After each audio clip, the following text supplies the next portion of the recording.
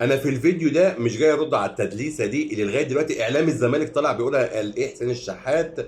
قال انت ازعى يا بزيره، وطبعا ده كلام بالفيديو اثبت تدليسه وكذبه. لكن انا مش عارف زي ما بيجيبوا البجاحه يفضلوا يدلسوا يدلسوا ويكذبوا، بس عادي لاقيين قطيع يصدقهم.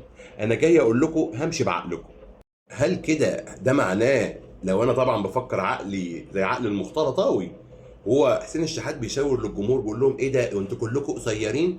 او لما الحكم كان بيشاور لمحمد هاني وبيقول له اهدى، ده معناه بيقول له يا هاني انت قد ايه ازعه؟ يا خراب على الفكر. بس انا عارف كل ده عشان تداروا على الفضيحه دي. دونجا ملك اللقطات ابو لسان طويل، ده وصفا وليس سبا. بس اقول لك على حاجه، بقت لايقه مهما بكان هيبكيك تاني. ابيض ايه وبخطين حمر ايه؟ ده حتى اللعيبه بقت بتهرب تلبس الابيض. المباراه الجايه تعالوا لنا بالفوشيا او بالبينك. خلص الكلام، سلام.